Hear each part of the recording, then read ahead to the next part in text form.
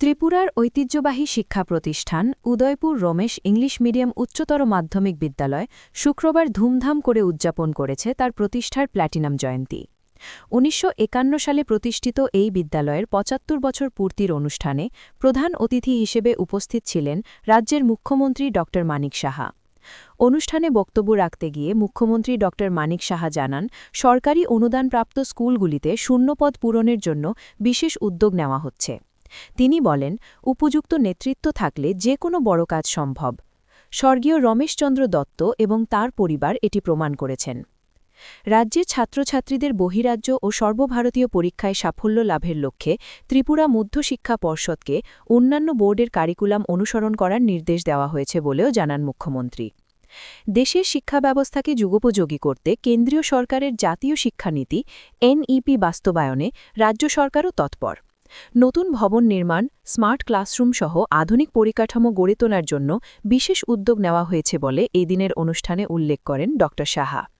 উল্লেখ্য, ১৯৫১ সালে স্বর্গীয় রমেশচন্দ্র দত্ত বেসরকারি ইংরেজি মাধ্যম স্কুল হিসেবে এই প্রতিষ্ঠান গড়ে তোলেন। পরবর্তীকালে এটি সরকারি অনুদানপ্রাপ্ত বিদ্যালয়ের মর্যাদা লাভ করে। বর্তমানে এই স্কুল ত্রিপুরার অন্যতম স্বনামধন্য শিক্ষা প্রতিষ্ঠান হিসেবে পরিচিত।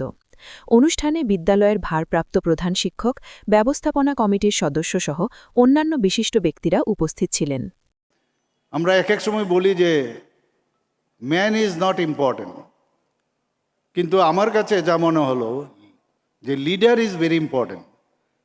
একা কারোর পক্ষে সম্ভব হবে না, কিন্তু লিডারশিপের মতো লিডার যদি থাকে তাহলে সেটা সম্ভব হয়, এবং সেটা আমাদের রমেশচন্দ্র দত্ত দেখিয়েছেন এবং ওনার সুযোগ্য পুত্র বীরেন্দ্রচন্দ্র দত্ত সেটা দেখিয়েছেন।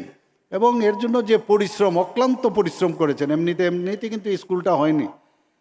প্রথম তো এটা নিজেরাই করেছে, অনেক আন্দোলন হয়েছে, পরবর্তী সময়ে সরকার হাত বাড়িয়েছে, তাদের ইনফ্রাস্ট্রাকচার লজিস্টিক সাপোর্ট দিয়েছে। দেওয়ার পরেও আজকে আমাদের এখানে আমরা যখন এখন পর্যন্ত ত্রিপুরাতে গভর্নমেন্ট এইডেড স্কুল প্রায় 42 আছে, এটাও একটা গভর্নমেন্ট এইডেড স্কুল।